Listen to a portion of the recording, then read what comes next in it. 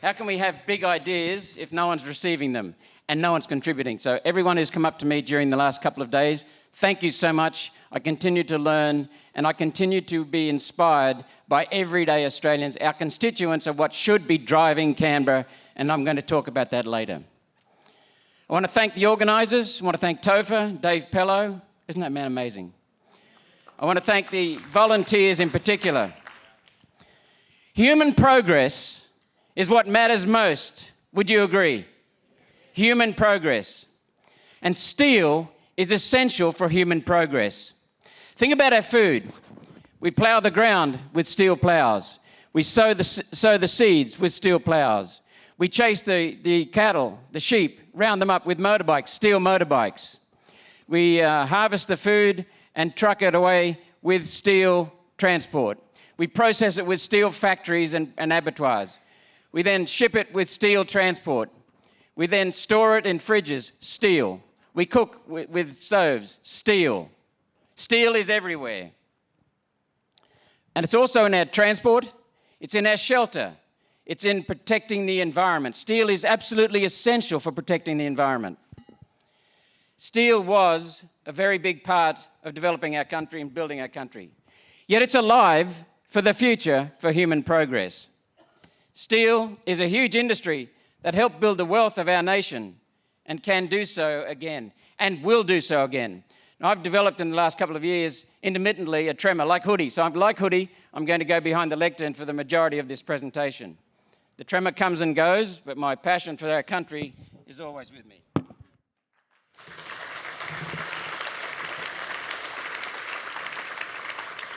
Project Iron Boomerang is probably a misnomer. It consists, excuse me, I'm trying to turn my timer on.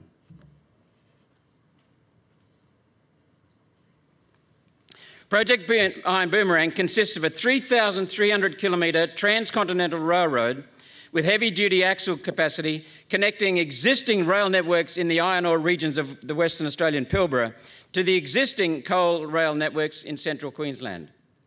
Iron ore will then be transported from Western Australia to Queensland, and those carriages will then be loaded with coal to transport back to the west, hence the boomerang, coal, iron ore.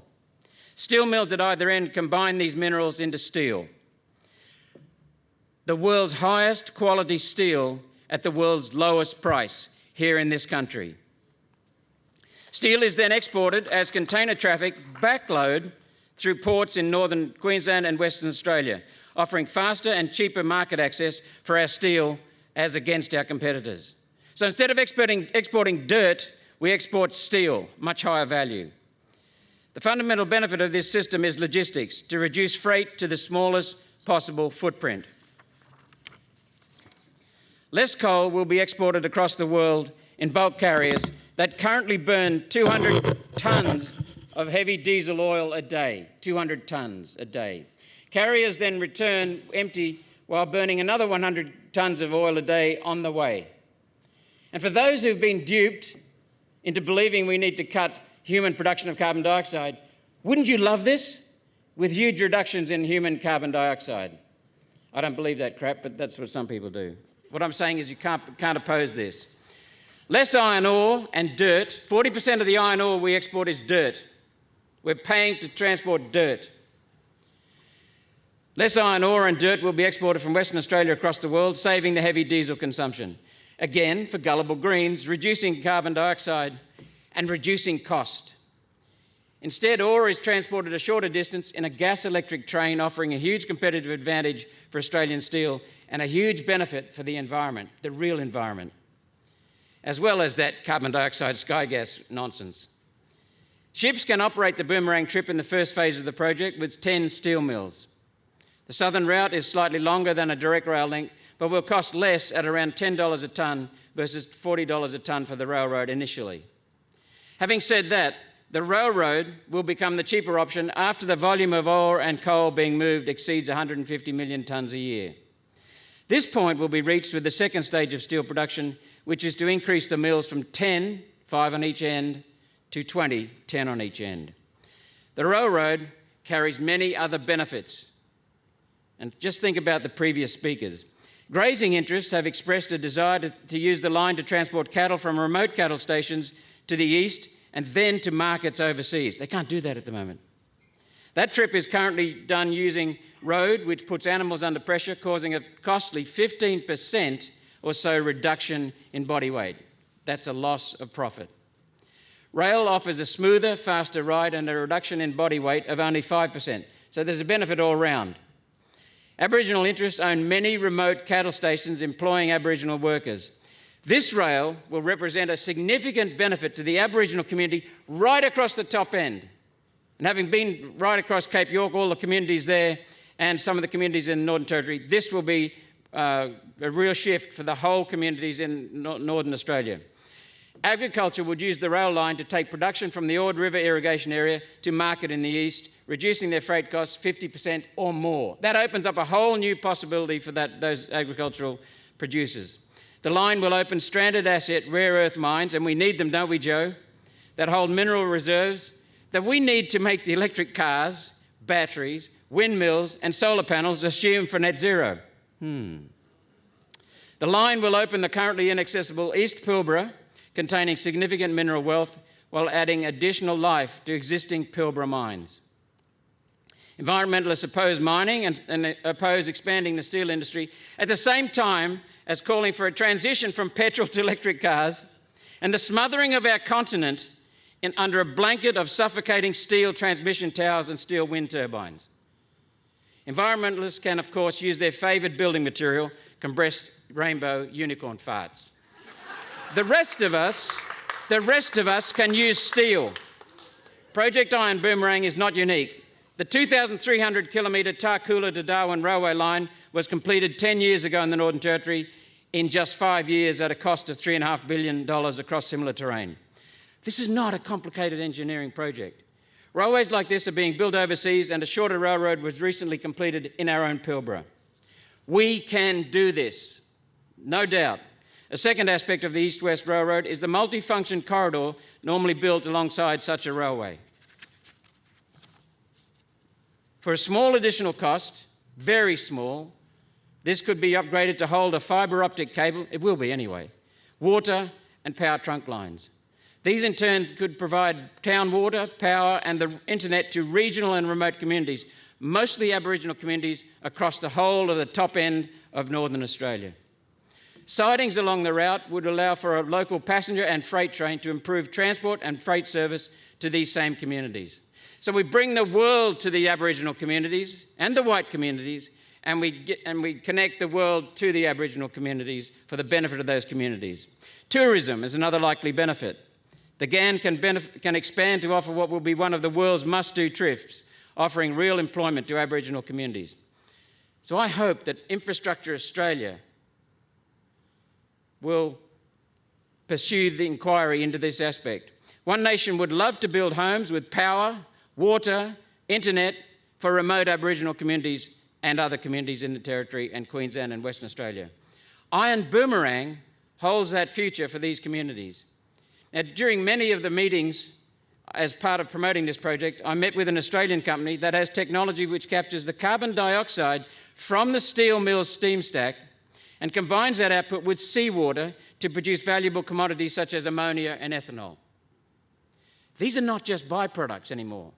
They're products essential to our national security. The process is self-funding. These building blocks can be turned into fertiliser, AdBlue, ethanol and many other products that Australia currently imports. So you can see what we're on about here.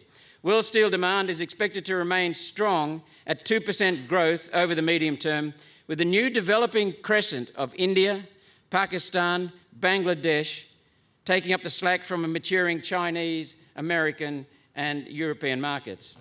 Indonesia alone is constructing a new capital city, 11 million people, with construction extending to 2040. This alone will consume the output from our Project Iron Boomerang Phase 1 steel mills, that alone. If we are to wind back coal exports for coal for power in the name of climate fraud, which One Nation strongly opposes, substituting the use of coal for power with the use of coal for steel will provide continuity of employment for our coal industry. something that should keep the union bosses happy, and especially the workers happy. Another economic benefit to the steel mills is fly ash, a byproduct of steel manufacture when the power source is coal.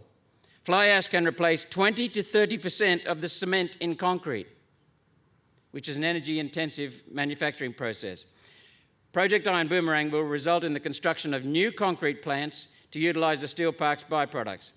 As even the Greens would agree, you can't do wind power without concrete, and Australia does not have enough concrete for that job, as Joe said this morning. The world steel market is worth $2 trillion Australian dollars every year. Iron Boomerang will increase Australia's gross domestic product hundreds of billions of dollars just from the steel, let alone the concrete, the fertiliser, the ammonia, the ceramics, and many, many other products. And think what it will do when you add the railway line to tap into the resources in central and northern Australia.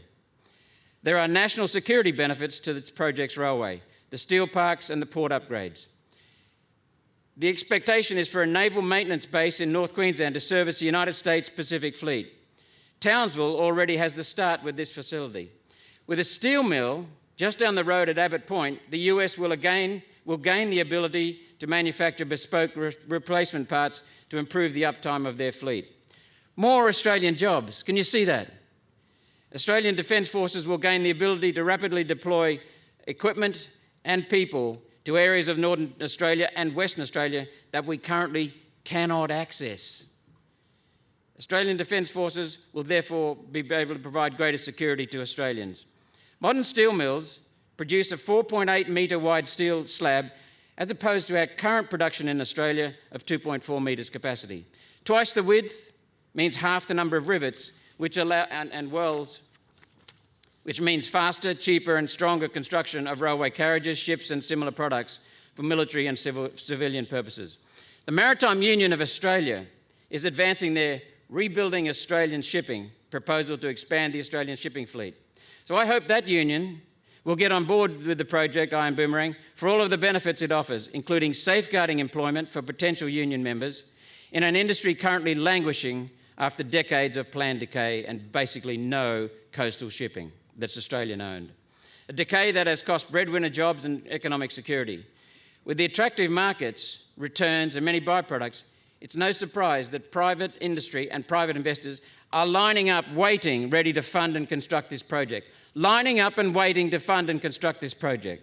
There is, though, a problem. Private investors don't trust our government of either brand.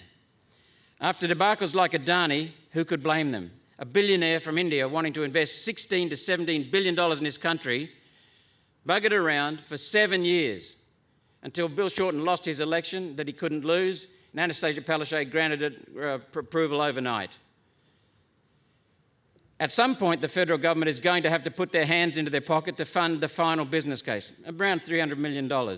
Not because the proponents can't fund it, but rather because their backers won't let them because they want some skin in the game from the Australian government. An alternative, and we've been told this by the project organisers, an alternative to spending $300 million on the final business case is to enshrine the project in legislation and create a unit within the government to provide carriage through the bureaucracy. Something to demonstrate the government has skin in the game and can be trusted to allow this project. We need to see that confidence. Rather than taking this option, though, Prime Minister Albanese is demonstrating why capital does not trust Australian governments. There has been no progress on Iron Boomerang since the committee inquiry that I initiated last year recommended the project move forward. None. Our government is holding this up. The reason, unknown. Certainly it's not a good reflection on the character of Prime Minister Albanese, Treasurer Jim Chalmers and Infrastructure Minister Madeleine King. These are the people who clearly are running an agenda that has nothing to do with allowing Australians to produce personal wealth and national security. They don't care. Rather, this is a government that wants people to be held back, reliant on government, having just enough to get by and nothing more. The Albanese government detests Australia, seeking to tear down what we have spent 250 years building so they can create a nation modelled in their own parasitic socialist image. Convert the rest of Australia to what the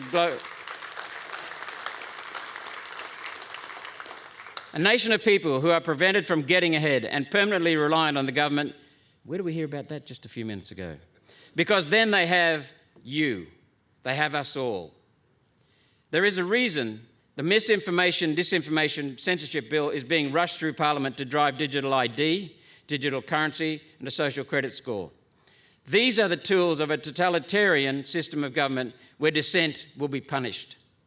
The Albanese government is preparing to govern forever because nobody will be able to protest, to speak out honestly, or to resist. And who introduced the misinformation, disinformation bill? Scott Morrison's Liberal National Party government. The Albanese government has a once-in-a-life, and we have stood up to it, Pauline and I. We've organised a conference on it in Sydney, and that's now caused the Labor government to get very worried and shove it back into a committee for some fine-tuning. The Albanese government has a once-in-a-lifetime opportunity to move their government away from division to embrace a project that literally and figuratively unites our whole beautiful country. One Nation stands in support of the very thing that modern Labor opposes, lifting oneself up through one's own hard work and enterprise. And where did we just hear about that a few minutes ago? We oppose authoritarian government. We support free democracy. For human progress, we need to support big ideas. Now, what I did last night, I cut my speech short, and I just want to go through some big ideas that we have already seen in this conference. It's not just today. The first big idea is that life is precious. Life is first. Secondly, humans care. I speak loudly, proudly, and positively about our species, and you'll see why in a couple of minutes. Our Constitution's first sentence includes the words humbly relying on the blessing of Almighty God. Third point, restore Christian values. Christ gave us grace, love, and true forgiveness. Anthony just talked about that. And Christianity gave us truth, which is fundamental. David Landini yesterday, he was showing how a citizen fulfilling their duty. That's what he was showing. He was raising public awareness of critical, dire issues facing our whole food security in this country. Ignorance from the Greens, Labor Party, and the inner-city Liberals. It's a dire issue that's destroying politics and governance, as he said. Federal Parliament, though, I have some major reservations about it because Federal Parliament will see very few MPs from Riverina because they're based on population. So we need to address the real problem, the core problem, not create a distraction from it. But I'd love to have a talk with David about those things. Now, the Ayn Rand Institute, I've been in touch with them in America. I won't go into the details, but they're a wonderful institute. They advocate do not directly rebutting mad socialist ideas. You cannot win with reason with ideologically driven Greens and Marxists. You cannot. Instead, focus on revealing the underlying narratives and assumptions. For example, the Greens, the Labor Party, the Marxists, the Liberal Party in a sanction, their underlying assumption, think about it. Protect the planet from you and us. And it's a very binary issue. You either are protecting the planet or you're not. You have to protect the planet because there'll be destruction if you don't. See what they've done? They don't talk about that so much. They talk about the additives. The real issue, though, correct me if I'm wrong, is human flourishing, both humans and environment. The human progress and the environment are not mutually exclusive. They're mutually reinforcing. They depend upon each other. For the future of the environment, we need to have a civilized society to minimize the impact on the environment. That's proven. That's proven everywhere. And for the future of the environment, we need to have civilization. And for the future of civilization, we must have our healthy environment. Everyone wants human flourishing, don't we? Yes. I am very, very pro-human, and that's the biggest issue we face at the moment, that we have an anti-human sentiment that's been pumped up for the last 70 years by the globalists. We have to be very pro-human. We are a wonderful species. Now, remember this. We all blame Dan Andrews for his inhuman actions, and they are inhuman. He's a monster. He's not alone. Scott Morrison drove the whole agenda and pretended to be a Christian. Yet the people, speaking of Dan Andrews, yet the people increased his majority after he did all the damage. Why? Because the Liberals are gutless. That's why. We have in our Constitution, I want to mention 2 points. Our Constitution shows the supremacy of people. At the very top, the sovereigns of our country are we the people. Responsibility in selecting government is ours, and we do that regularly for Australia. Voters exercise this power often and regularly. And between elections, citizens need to hold members of Parliament accountable. That means we all need to awaken people. We are awake in this room today. That's why you're here. We've got to get the other people awake. We've got to get them awake to their role as citizens, their responsibilities and duties as citizens, and be awake to the Uni Party, the Liberal-Labor Uni Party. Every major climate and energy policy in this country was introduced by the LNP. The prime culprit was John Howard, who 6 years after being booted from office, admitted that on the topic of climate science, he was agnostic. He didn't have the science. But he introduced so many policies, I haven't got time to go into them, but I'm happy to talk about it later. After the Liberals are kicked out each time, Labor ramps up the policies. Safeguard policy wasn't Bowen, it was Greg Hunt and Malcolm Turnbull in 2015. Think about this.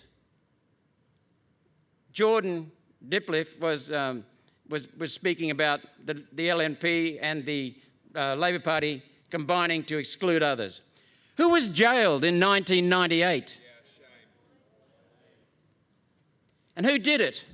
Howard, Abbott and Beattie, Liberal-Labor Uni Party. Two cheeks of the one arsehole. For democracy to work, people need to see themselves in their true role. We, the people, look it up in our Constitution, we are in charge. We've got to get back to being in charge. I want to mention the last point. We need a marketplace in governance. A market is the aggregating of millions of hearts and minds making choices, free choices. The alternative is a bureaucratic mind that drifts to control over people.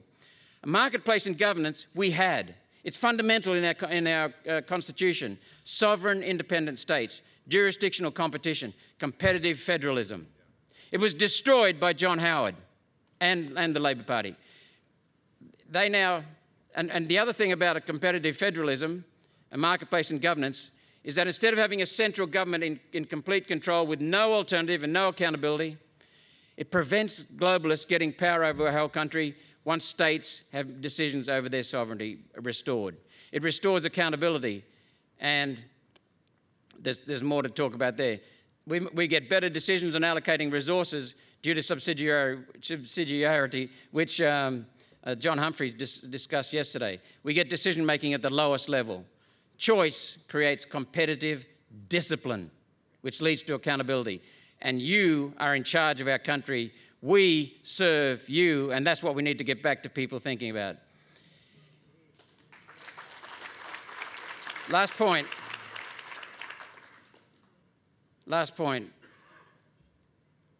I entered the Senate and got advice from an amazing man known worldwide.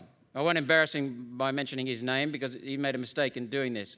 My first speech in the Senate, I got a call from this man who I respect enormously and have known him for 50 years. He said, "Don't mention Agenda 21 because they would discredit me." First speech, we need to exit the UN. We need to stop Agenda 21. You can't, and this man has enormous courage, but you can't get away from the truth. We have to mention it. We have to stand up and be strong. And the journalists run a mile. They don't bash you about it, they run a mile. So we serve you, the people. We serve the people. I'm one of the citizens. Above all, though, we serve God. So trust God. Each of us need to fulfill our responsibilities as citizens and then hand it over to God. Thank you.